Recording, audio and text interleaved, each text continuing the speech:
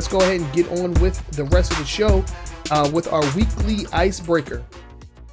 And for those of you that don't know, the weekly icebreaker is just a question that we like to ask between the two of us to get a sense of where we are on certain gaming related or pop culture related topics. And just like with anything else, you guys can submit questions for the weekly icebreaker via our social media, and you can email us as well. Like I said, links are in the description. And if you are on Twitter, you can use the hashtag AskAWGNS, and we monitor the hashtag so that we we can follow it, and it will answer any questions for this segment or for our Q&A section that we like to do once we get enough questions. We like to open up the floor and give you guys the opportunity to interact with us live. So if you're live in the chat, either on Facebook or on Twitch, leave us a question and we'll answer it here on the show. But yeah, let's go ahead and get into the icebreaker. We kind of talked about this in a limited capacity in a recent episode, but we're going to revisit it because it actually falls into one of the stories that we're talking about later in the show. And that question is, what cult IP would you like to be restored? And Boogie, I want to hear what cult IP you want to be restored. Two of them, we actually talked about them recently. One is Eternal Champions. Yeah, I love that game. I have super fond memories of Eternal Champions. Okay. I would love to see that one come back. The other one would be Primal Rage, just because of all the trouble it caused, and it was actually a pretty good game. There was nothing wrong with Primal Rage. I enjoyed that game. Yeah, so those two games I would love to see. Eternal Champions first, Primal Rage second. If either one of them showed their faces anywhere in today's gaming climate, I would definitely be on board. Okay, yeah, Primal Rage was an interesting game. Had a lot of adult themes. yeah, definitely has some adult themes. Yes. Yeah, sure. but I enjoyed it. I played it on the Genesis. I never owned it, but I did play that game on the Genesis. I think I rented it from Blockbuster back in the day. As far as I'm concerned, I don't know. I can't really think of any necessarily cult games that I would like to see. But if I were to think about it for a couple seconds, there was a few games that came out on the Genesis that I was a really big fan of that I would like to see brought back. For instance, Rocket Knight. That was a game that was exclusive on the Genesis, and then the sequel came out on the Super Nintendo. They did have an Xbox Live Arcade game, which took place after the events of the second one, and I really did enjoy it. I would just like to see more of Rocket Knight because it kind of blended two genres of gaming that I really enjoy. You have the action platformer, and then you have the shoot 'em up because they have air sequences. So anything like that, I'm an old school when it comes to video games, but I would like to see something like that. Another thing I'd like to see is a full game of GTA, but in the GTA 2 style. I would like to top down. I would like to see a full-fledged game today in that play style. I'd like to see the original top down GTA, because GTA 1 and GTA 2 were both top down games. Yeah. And they were interesting, and it didn't have all the full-fledged cutscenes and all that. Didn't have all that cool swag and technology out there. So it was a different experience for a lot of people. I didn't play 1 and 2 until after I had played 3, so it was a little jarring for me. And I remember in Grand Theft Auto 3, they actually had I don't know if it was a cheat code or just another camera angle, but you could actually angle the camera to down, look like the older games. Yeah, I remember GTA 2. I put a lot of time in. It was one of the games on Dreamcast that I played a lot when the Dreamcast was a thing. So GTA, the top-down version of GTA, it was actually fun. And what's funny is it was still played the same. It just looked different. You still had the same type of missions: steal your car, go to the garage, all the same stuff. It just was top-down 2D sprites as opposed the 3D world that it is now. One more. All right, so one more. One more game I would like to see, and this was actually teased on Twitter. I think we might have talked about this off camera, but it was teased on Twitter by Def Jam. They're thinking about making another Def Jam fight for New York. Oh yeah, definitely. I would definitely be all in on that one. Yeah, sure. yeah. But the fighting engine has to be like on point. It has to be like an arcadey style, like wrestling game, similar to the ones that were on the N64, because that was actually the same company. So you remember like WWF, like No Mercy and Revenge. Mercy, yeah. That the same arcade ones, the arcade style fighting. Yep. Right. Though that same company did the Def Jam games. I would love to see them come back with another one, especially with all the hip hop artists and people that are in the game right now. Oh, give me some Jay-Z versus Nas. Yo, that would be crazy, dude. That would be crazy. Because Nas he is on Def Jam now. Yeah, so, yeah. So, yeah. And I mean, even artists that aren't on Def Jam were in the game. Right. Yeah, because I don't think Snoop has ever been on Def Jam, but he was in Fight for New York as well. Yeah, get Drake in there and some brutality. I do some Drake. Oh, every day. That show would be so fire, dude. Beat him with that pipe. Throw him in front of the train. Oh my god, dude.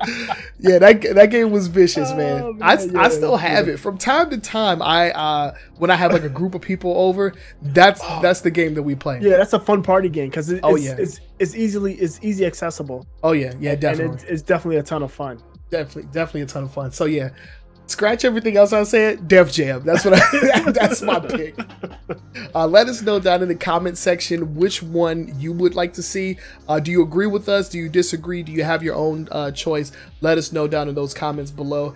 And yeah, let's go ahead and jump into the news, man, because there hasn't been a whole lot of like big stories, but there's a whole lot of very small stories that we're going to be covering today. So death by 1,000 slices. I know, right? So let's go ahead and jump into it. The next segment of the show is going to be our quick hit segment. These stories don't necessarily deserve a deep dive, but there are stories that happened this week, and some of them are actually pretty important, and we want to talk to you guys about it. Like with everything else, I'm going to keep mentioning it. You can submit stories to us as well. I will leave a link in the description to my Discord server where there is a AWGNS section in there. If you drop a story in there, we'll add it to the show, and we'll also give you props as well.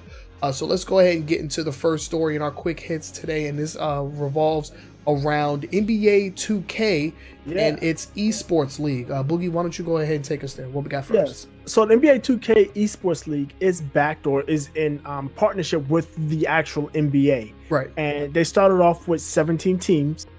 This is the first season. They're adding 4 new teams. 4 new teams are going to join in the fray. These teams will be again associated with their NBA counterparts. The 4 teams are going to be in Atlanta, so sponsored by the Atlanta Hawks, the Brooklyn Nets, the Los Angeles Lakers, and the Minnesota Timberwolves. No names of the teams have been noted. Names, logos, colors, that stuff has not been set up.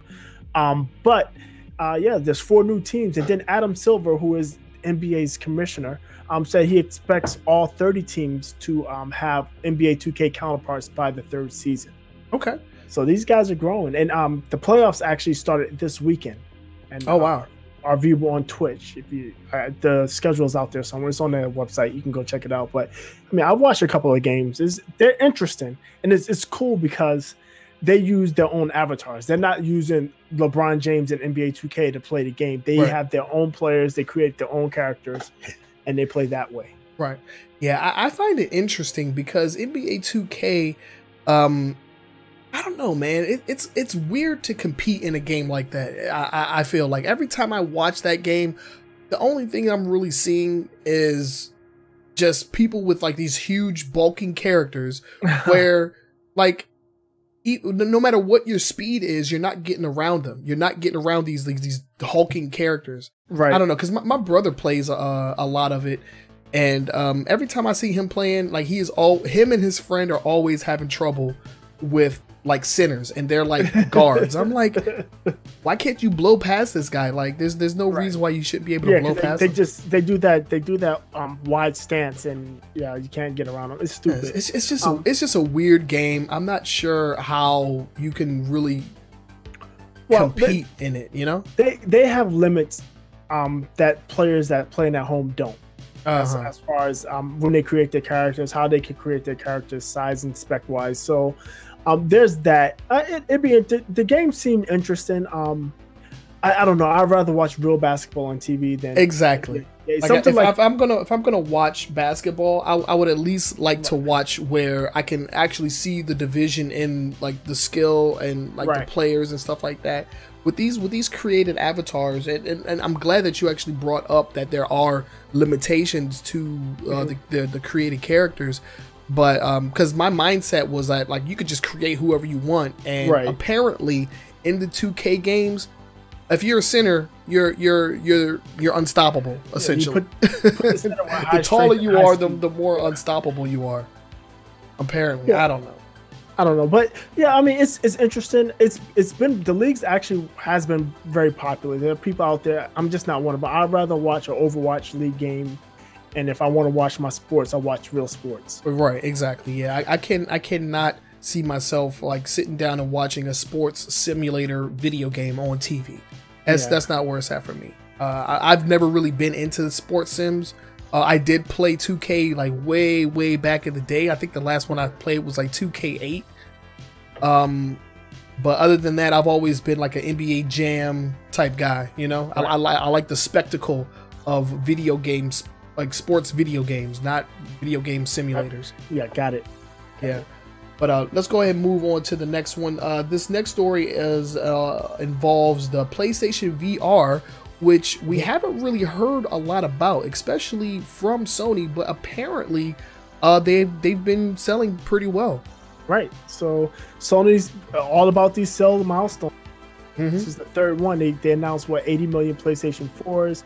Then they sold their 500 million PlayStation, where they have the special edition console. And now they talk about how they've sold 3 million PlayStation VRs, and they didn't say shipped. Which, shipped is one thing. Shipped is on store shelves. On store shelves, sold or in your homes. In the hands of a customer, yeah. Right. So they announced that they've sold 3 million PlayStation VRs. We can't compare it to what HTC Vive or Oculus Rift is doing, because those companies have not released such numbers. So we don't know if that's great, if they're lapping the competition, if they're equal, or if they're lagging behind. That's unknown.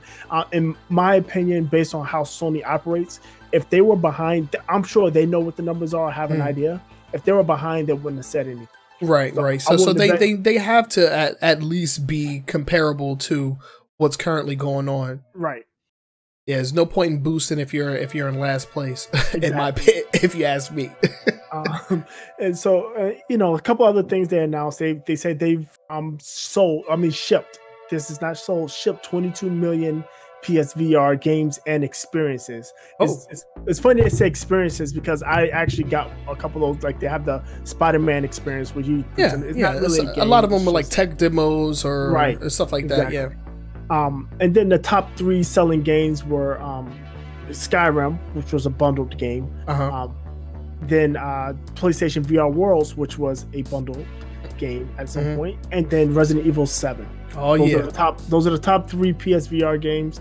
And my favorite PSVR game is still right now Super Hot. Yeah. They have a couple of other games out there that seem interesting, but they have one game coming out that I'm definitely want to get. It's coming out in September. It's Creed Rise to Glory. It's a boxing game based on the movie. Yeah. I would definitely check out that boxing game for sure. Okay. A boxing VR game. We going back to Punch Out. You remember the arcade version of Punch Out? Yeah. That was like an actual VR game. Yeah, I actually have that on my Really? Oh wow. Okay. Because they released that. I have that. I remember. Double Dragon. I have that Double Dragon, and I want to say original Mario Brothers. Okay. But yeah.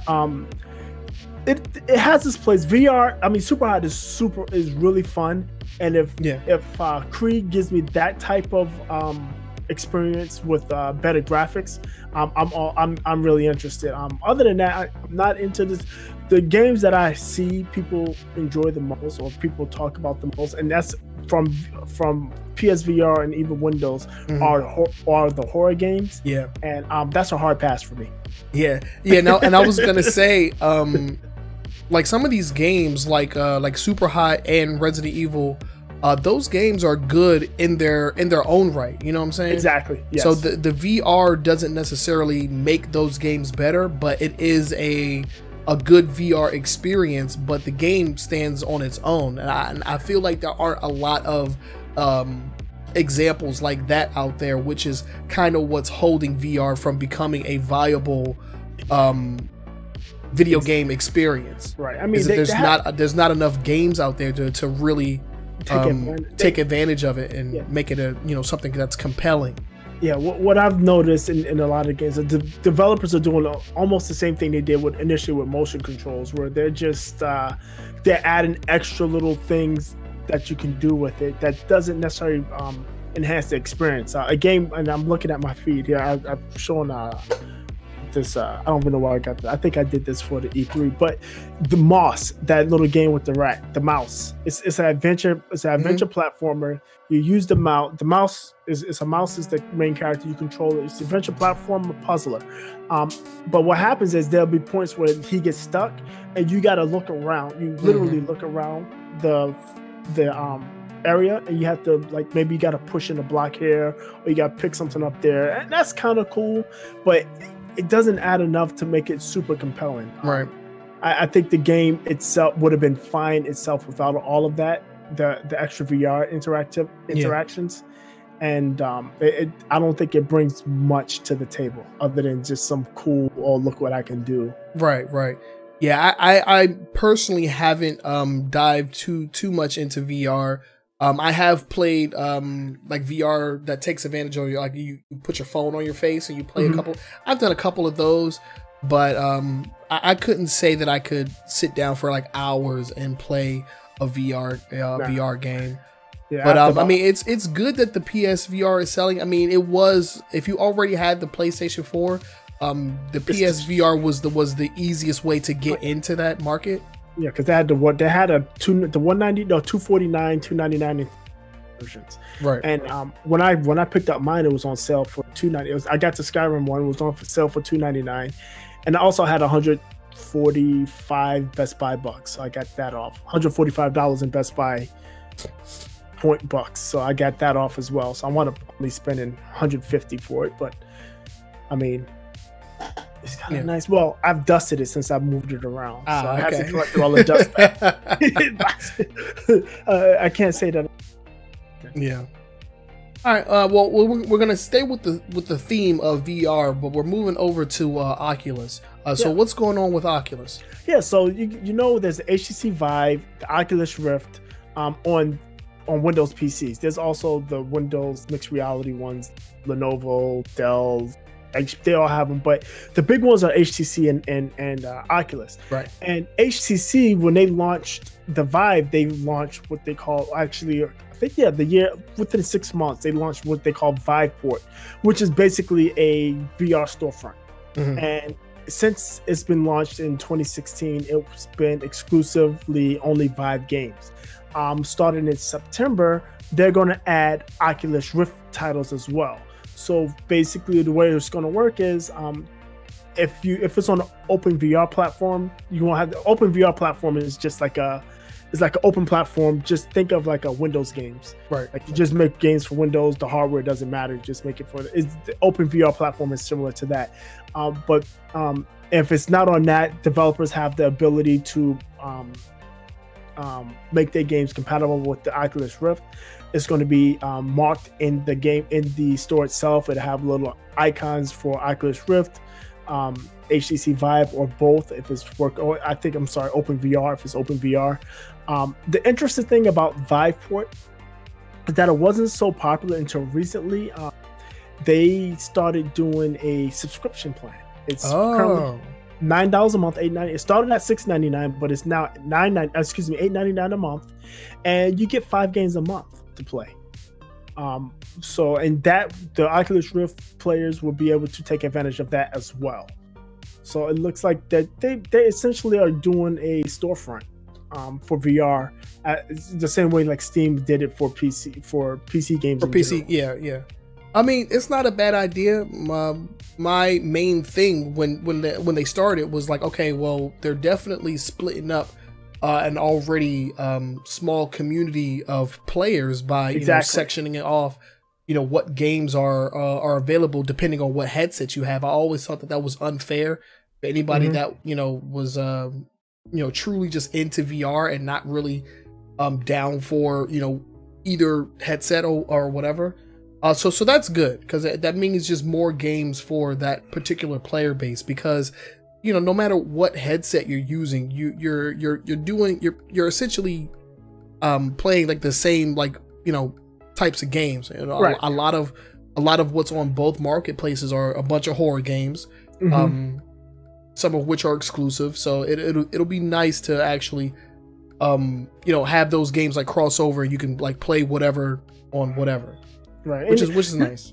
And this is definitely a full 180, because initially when Oculus games from playing block its games from being on other devices, and they dropped that. And on top of that, Oculus has actually had more success with getting games in Steam than the Vive has. They've kind of been walled off a bit.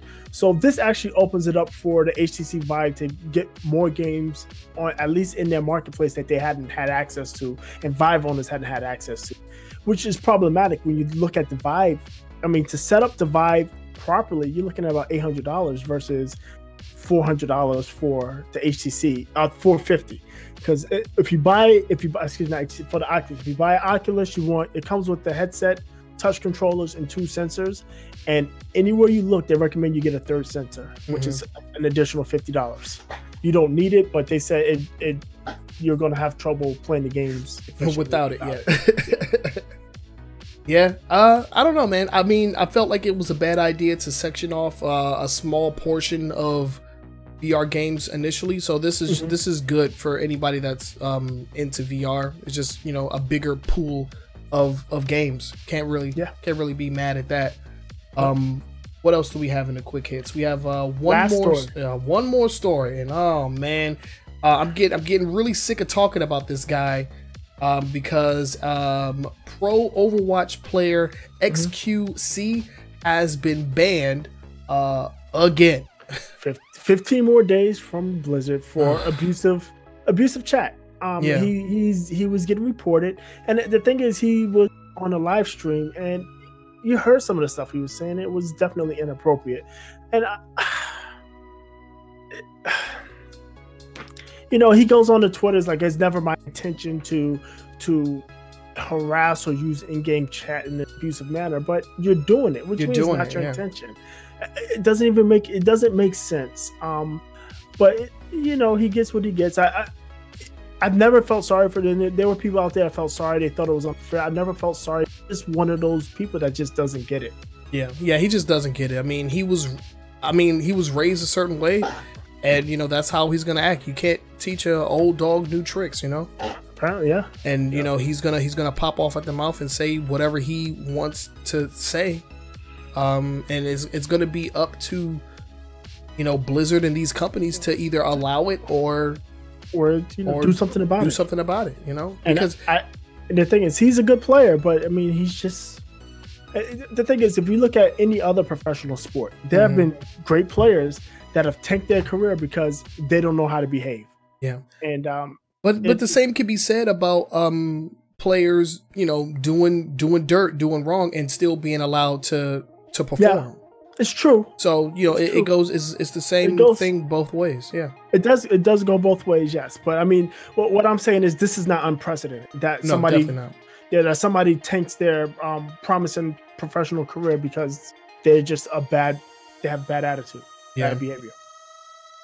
Yeah. I mean, it sucks, and in a day and age where the toxicity in video games is pretty much on a microscope at this point.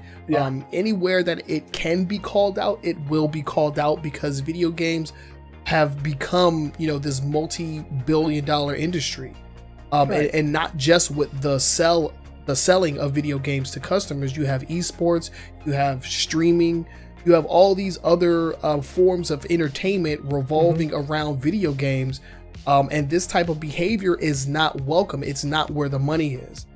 So, you know, something's gonna have to give. You know, I don't know how many more opportunities this guy is gonna get, but if video games is to continue in the path that it's currently going with, you know, being showcased on Disney XD and all these ESPN and all these like network.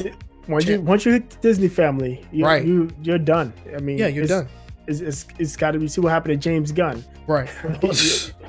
So up out of there off a 10-year-old tweet, something nonsense. Like that. Yeah. So crazy. Definitely.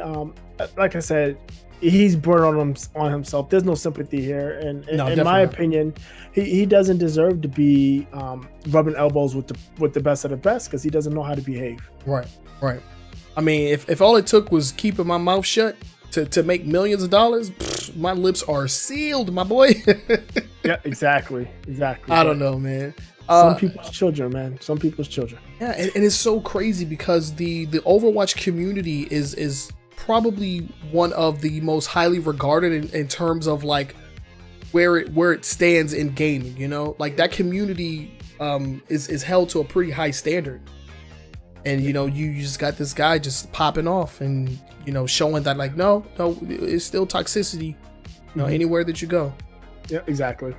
It sucks. How long is the ban for? It's just 15-day ban, and it's just in-game ban. So I mean, this has nothing to do with like his stream or possible return to the league or anything like that. It's just he got banned in the game like any other person would be banned. It's just, you know, it's because it's him and his history, and the fact that he is a streamer. He's still a very popular streamer. That, you know, grinds my gears, man.